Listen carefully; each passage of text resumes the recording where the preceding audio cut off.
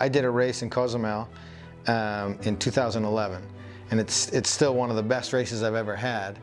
And on the back half of the bike ride, I started to get like sick and stomach issues, and I made myself throw up.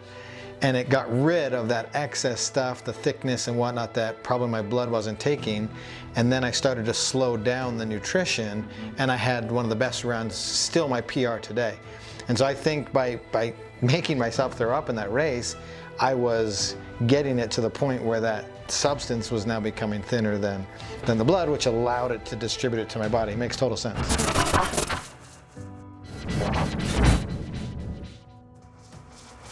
There's some science to it, why people feel, especially athletes feel the way they feel. When you get dehydrated, you're gonna lose a whole bunch of water from the blood, natural, and your blood osmolality goes up.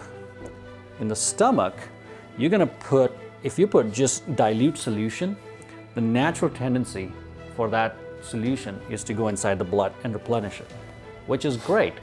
If you just do it with water, unfortunately you run with hyponatremia problem. Yep. If you put... And hyponatremia is flushing all of the electrolytes out of our system. Yeah, it'll dilute the sodium into the blood. Which is dangerous, yes? Which is dangerous, Yeah. extremely dangerous in fact.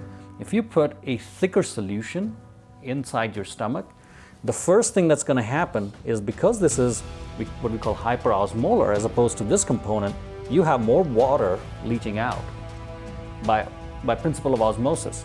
So you're going to have a whole bunch of water and glucose sitting up there because you're dehydrating yourself more. The blood can't pick it up and transport Exactly. it. Right, okay. And that's why you get that bloating feeling, because it's just sitting there, and the body can't figure out how to take it out and distribute it. Exactly. So if you want quick and better absorption and prevention of bloating, you need to have the right salts, and this needs to be hypoosmolar or thinner than the blood component when you're dehydrated. There's definitely there's a need of changing concentration of glucose, but give you just enough so it keeps fueling your intensity exercise, nothing more than that, and then giving you some of these electrolytes, especially some of these missing minerals. Having these in mind, I think I have a better idea in terms of what you need, especially with your endurance exercises, and we can come up with something that'll work for you. Awesome. I'm pretty confident. Super excited to put this together, man. Thank you. Perfect.